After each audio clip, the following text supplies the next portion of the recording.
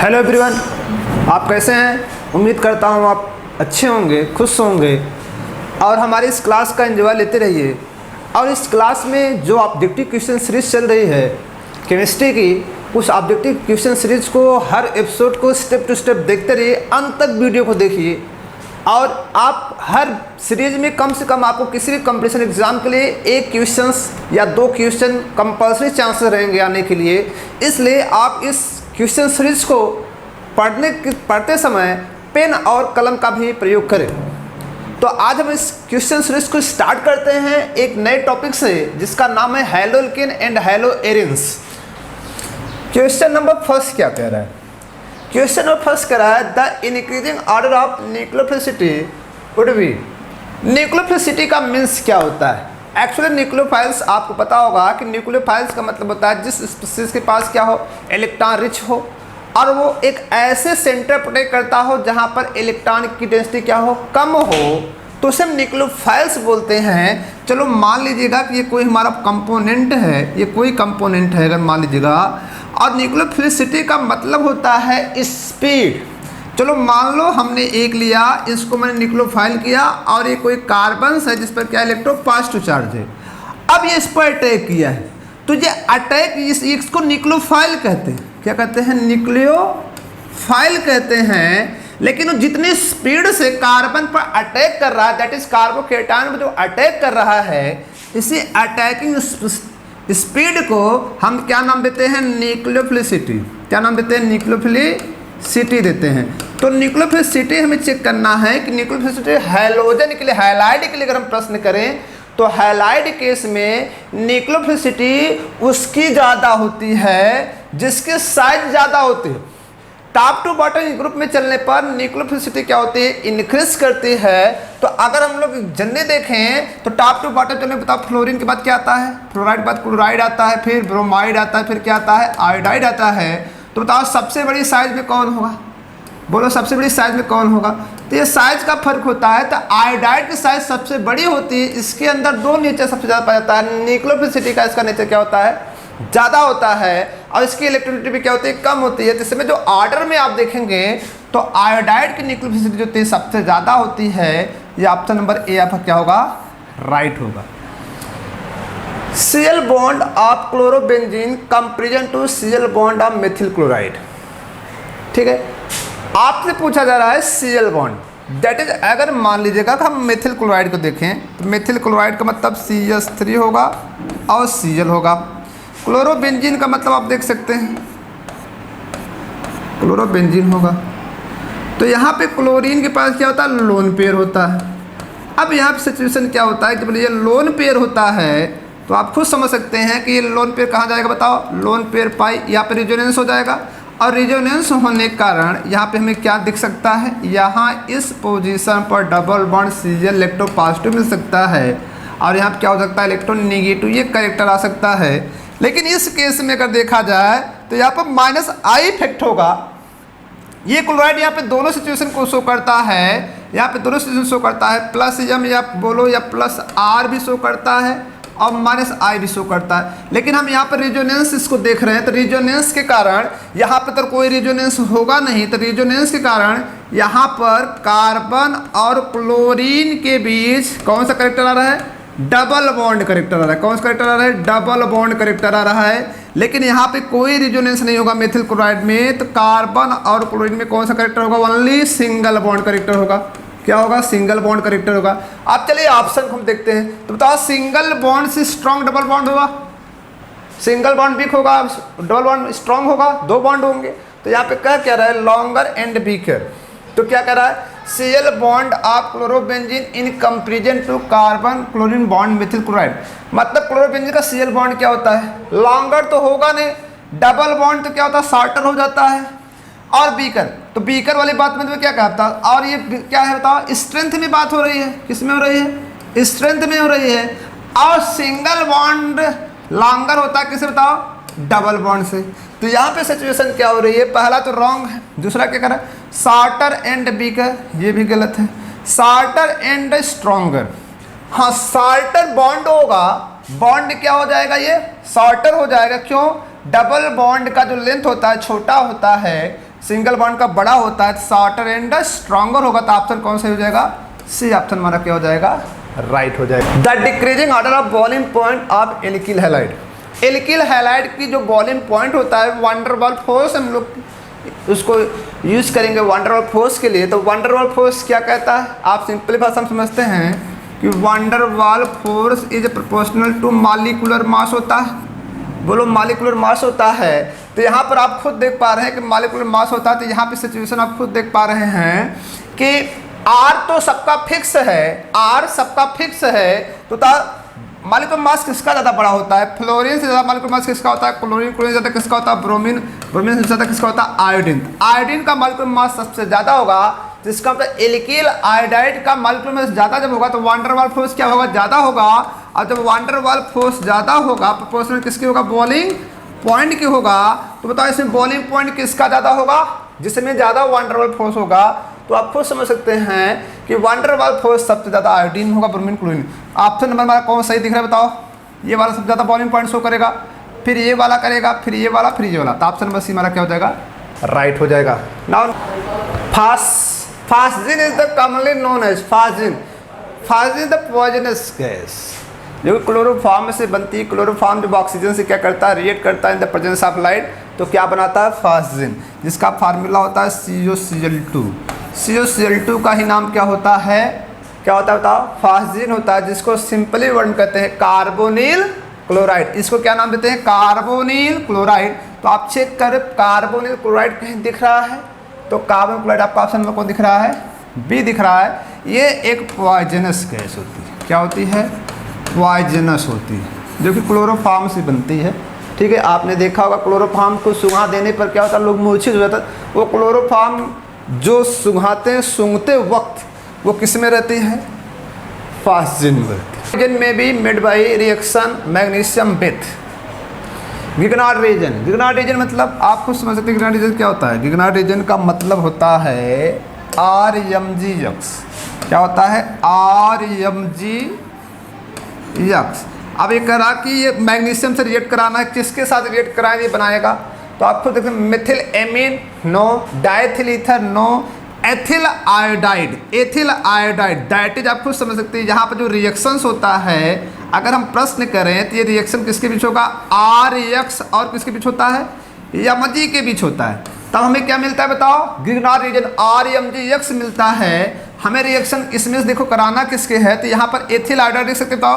तो C2H5 iodide को Mg से अगर हम रिएक्ट करा दे तो हमें क्या मिल जाएगा? C2H5 Mg और I। ये हमारा गिगनार्ड रीजन हो जाएगा। इस गिगनार्ड रीजन को हम प्रिपेयर कहाँ से करेंगे? Ethyl iodide option number C से प्रिपेयर करेंगे। The following undergo nuclear substitution reaction exclusive by SN1 mechanism. SN1 mechanism मतलब न्यूक्लियर सब्स्टिट्यूशन SN1 मैकेनिज्म। आप सबको पता होगा SN1 मैकेनिज्म जो होता है, SN1 मैकेनिज्म में होता क्या है? SN1 मैकेनिज्म 2 स्टेप रिएक्शन होता है। बोलो, 2 स्टेप रिएक्शन होता है। फर्स्ट स्टेप में क्या बनता है? इंटरमीडिएट कार्बोकेटायन बनता है। और सेकेंड में क्या होता है? न्यूक्लियोफाइल क्या करता है? अटैक करता है। तो कार्बोकेटायन में हमें क्या देखना होता है? वह कार्बोकेटायन ज़्यादा स्टेबल प्रोडक्ट देता है जिसकी स्टेबिलिटी ज़्यादा होती है। तो हम यहाँ कार्बोकेटायन की स्टेबिलिटी से चेक करेंगे कौन से ज़्यादा रिएक्शन SN1 देगा। तो चलो हम कार्बोकेटायन बनाते हैं। बेंजील क्लोराइड का कार्बोकेटायन बनाते हैं। तो बेंजील क्लोराइड मतलब आप खुद समझ डायरेक्टली कार्बोकेटायन बनाते हैं। ये आपका CH2Cl है। अगर इसका हम लोग कार्बोकेटायन बनाएं तो ये आपका कार्बोकेटायन बन जाएगा CH2। बनेगा कि नहीं? नाउ नेक्स्ट, अब यहाँ पे ये जो कार्बोकेटायन है आप खुद समझ सकते हैं, ये कार्बोकेटायन क्या करेगा?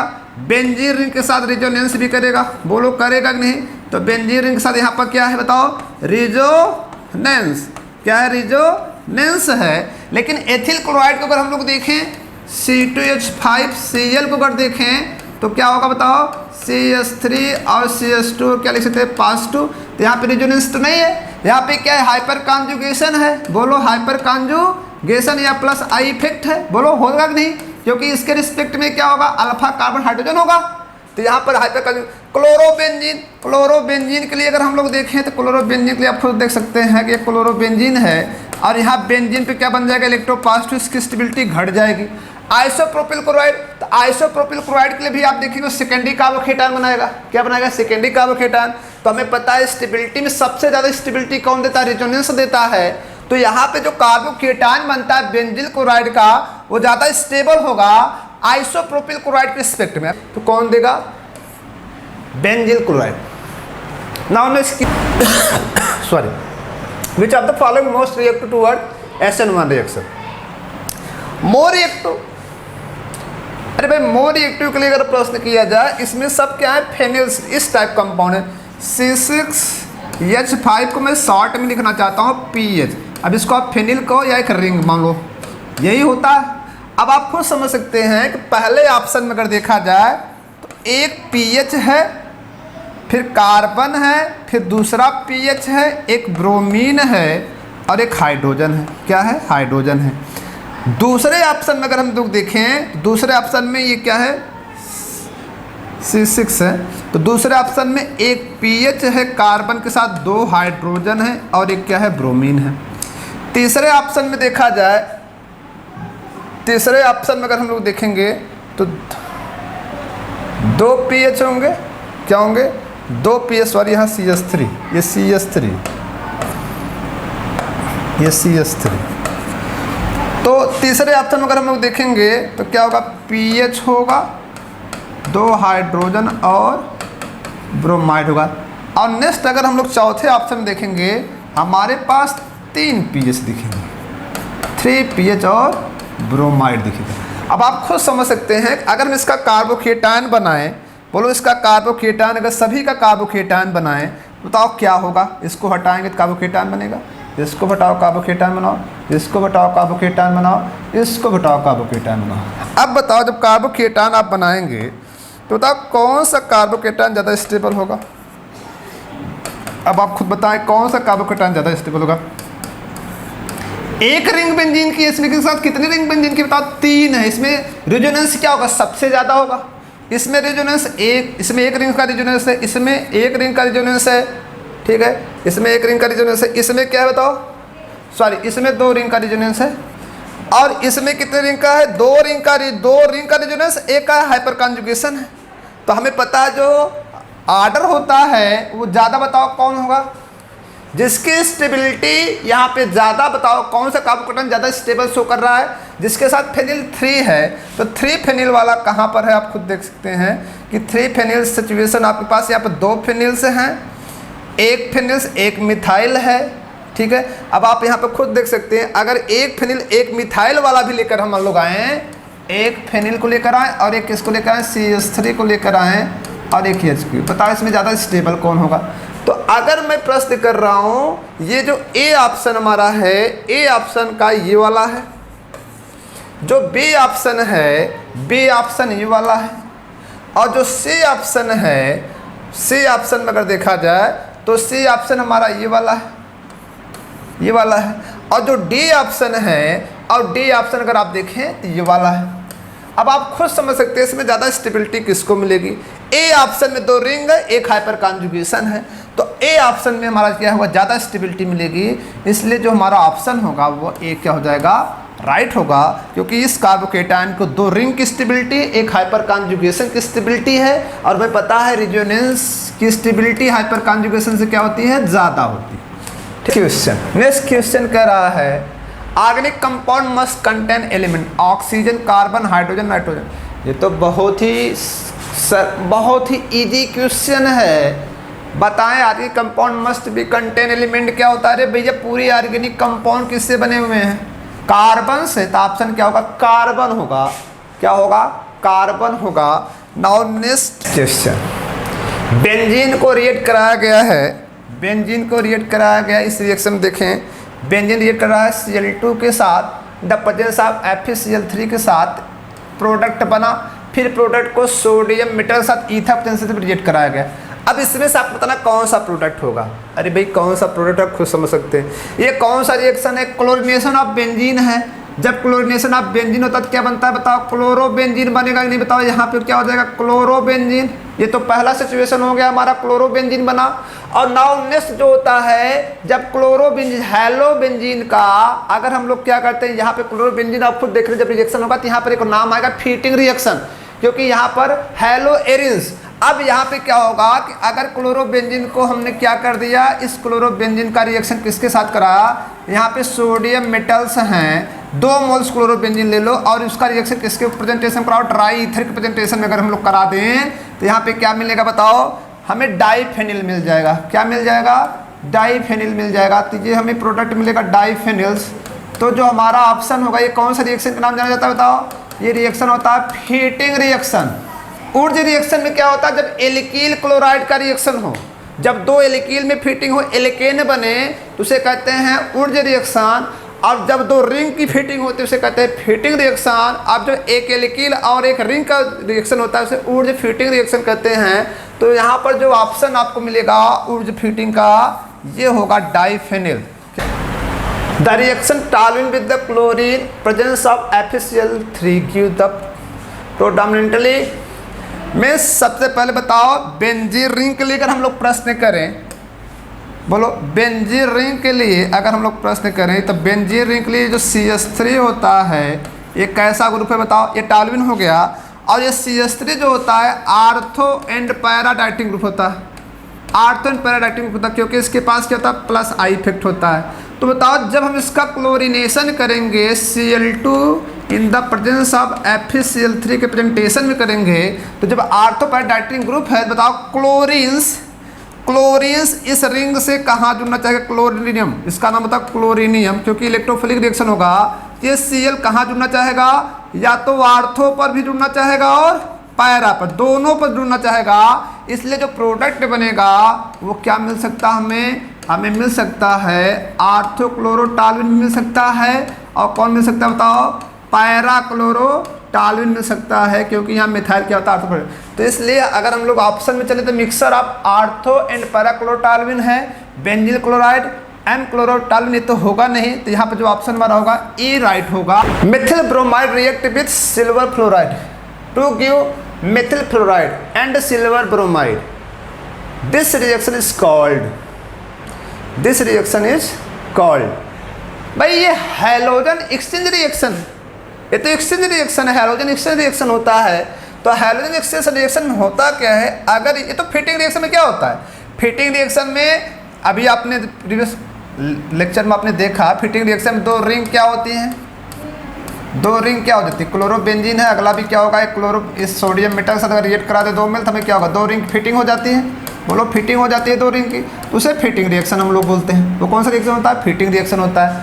लेकिन यहाँ पे स्वाट रिएक्शन, और स्वाट रिएक्शन का मतलब क्या होता है, अगर यही आपका एल्कील होता, अगर यही एल्कील होता तो RR एल्कील मतलब उसे क्या कहते हैं, ये फिटिंग हो गया, ये ऊर्ज रिएक्शन होगा।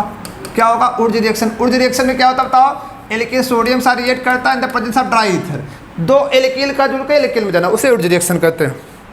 नेक्स्ट 2 आपके पास क्या है हाइड्रोजन रिएक्शन से, स्वाट रिएक्शन भी होता है, फिंकलेस्टीन रिएक्शन भी होता है। फिंकलेस्टीन रिएक्शन, इस रिएक्शन में क्या होता है, सबसे सिंपल वर्ड समझ लो, ये एल्कील हैलाइड है, इसका रिएक्शन क्या होता है आयोडाइड के साथ, सोडियम आयोडाइड के साथ होता है, प्रेजेंस ऑफ एल्कोहल या स्टोन मान लो, यहाँ पर हम कोई भी ले लेते हैं, या चलो एल्कोहल ले लेते हैं, यहाँ पर कोई एल्कोहल है, इसके प्रेजेंटेशन में होता है और एल्कील आयोडाइड बन जाता है, बाहर कौन चला जाता है, सोडियम X। तो एल्कील आयोडाइड का फॉर्मेशन जो होता है, तो आप खुद समझ सकते हैं यहाँ पे एक्सचेंज हो रहा है, इसे कौन से बोलते हैं, फिंकलेस्टीन रिएक्शन। लेकिन जो आपको स्वाट रिएक्शन होता है, इस रिएक्शन में फ्लोराइड एक्सचेंज करता है। चलो मान लो अगर ये RX है और इसका हम रिएक्शन किससे कराएं, सिल्वर फ्लोराइड से करा दें, तो यहाँ पे क्या मिलेगा हमें, RF मिलेगा और AgF मिलेगा, सॉरी AgX मिलेगा। तो इस रिएक्शन को हम क्या कहते हैं, स्वाट रिएक्शन कहते हैं। तो इसमें रिएक्शन हुआ क्या है, मेथिल ब्रोमाइड का हुआ है, CH3Br का हुआ, किसके साथ, AgF के साथ हुआ है। बताओ प्रोडक्ट क्या बनेगा, CH3F बनेगा प्लस क्या होगा, AgBr होगा। तो ये कौन सा रिएक्शन हो जाएगा, स्वाट्स रिएक्शन, बी आपका ऑप्शन क्या हो जाएगा, right. Alkyl halide is converted into alcohol. अरे भाई एल्कील हैलाइड ले लो, ये तो बहुत ही सब्स्टिट्यूशन रिएक्शन होता है। एल्कील हैलाइड है, RX है, इसका रिएक्शन करा दो, एल्कोहल से अगर ये रिएक्शन करता है तो क्या बनाएगा बताओ, ROH बना देगा, फिर X क्या हो जाएगा बाहर। इस टाइप इस समय बताइए किसका काम कर रहा है, न्यूक्लियोफाइल कहता है। तो इस रिएक्शन में क्या होता है, ये X भी किस में गया, माइनस न्यूक्लियोफाइल। एक न्यूक्लियोफाइल का क्या होगा बताओ, जो निकलता है उसे लिविंग ग्रुप नाम देते हैं। तो इस टाइप के रिएक्शन कहते हैं सब्स्टिट्यूशन रिएक्शन। और किस टाइप से रिएक्शन बताओ, न्यूक्लियोफिलिक सब्स्टिट्यूशन रिएक्शन में काउंट होगा। तो आपको समझते हैं एल्किल हैलाइड को कन्वर्ट करना alcohol by the substitution reaction, nucleophilic substitution reaction. Option number D है। Relation to reaction with the sequence of bond breaking and bond formation as follow, bond breaking followed by formation, bond formation followed by breaking, bond breaking bond formation simultaneously, bond breaking and bond formation take place randomly। तो आप देखें जो SN2 reaction होता है, SN2 reaction में generally आपको दिखाना चाहूँगा, SN2 रिएक्शन में क्या होता है, चलो मान लीजिए हमारा कोई RX है। अब यहाँ पे क्या होगा, RX का किसी के साथ न्यूक्लियोफाइल के साथ रिएक्शन कराएंगे। तो इस रिएक्शन में होता क्या है कि आप सिंपली वर्ड समझ लें कि NU बनेगा और प्लस X आपका बाहर जाएगा। लेकिन इस रिएक्शन में होता क्या है खुद देखें, जब इसके मैकेनिज्म में हम चलेंगे तो RX न्यूक्लियोफाइल क्या करता है, न्यूक्लियोसाइड आप देखेंगे कि एक साइड से न्यूक्लियोफाइल अटैक करेगा और एक साइड से क्या होगा, लिविंग ग्रुप क्या होगा, रिमूव होगा। जब ऐसा होता है तो न्यूक्लियोफाइल्स और सबस्ट्रेट के बीच क्या होगा, एक क्या होगा, बॉन्ड का फॉर्मेशन होता है। बॉन्ड का क्या होने लगता है, फॉर्मेशन। और एक से बीच क्या होने लगता है, ब्रेकिंग होने लगती है।